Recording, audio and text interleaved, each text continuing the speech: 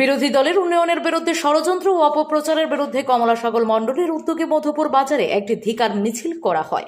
প্রতিবাদ মিছিলে উপস্থিত ছিলেন কমলাসাগর বিধানসভার বিধায়িকা অন্তরা সরকার দেব, সিপাহীজলা উত্তরাংশের সভাপতি গৌরাঙ্গ ভৌমিক, কমলাসাগর মণ্ডল সভাপতি সুবীর চৌধুরী, উপস্থিত ছিলেন বিশালগড় ব্লক চেয়ারপারসন ছন্দা দেববর্মা ও কমলাসাগর মণ্ডল যুব মোর্চার সভাপতি চন্দন বণিক সহ বিজেপির সকল কার্যকর্তাগণ।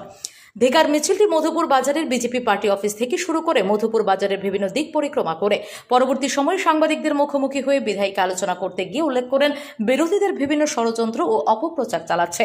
তাই মধুপুর বাজারে বিজেপির মিছিলের মাধ্যমে বিরোধীদের ষড়যন্ত্রকে জনগণের সম্মুখে তুলে ধরা হয়েছে। রাজ্যের উন্নয়নকে নিয়ে বিভিন্নভাবে বিরোধীরা ষড়যন্ত্র চালিয়ে যাচ্ছে। রাস্তাঘাট হইতে প্রত্যেকটা মানুষের মৌলিক অধিকার যেভাবে আমরা দিচ্ছি, এই অধিকার জারি থাকবে মানুষের মধ্যে।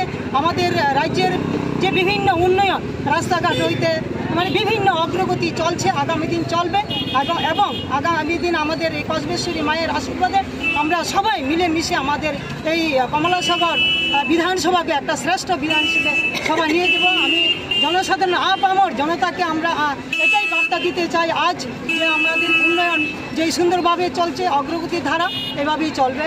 আগামী দিন আমরা শ্রেষ্ঠ ত্রিপুরা গর্ব, আমাদের শ্রেষ্ঠ কমলাসাগর বিধানসভা গর্ব। Bureau report, S Bharat live 24 hours.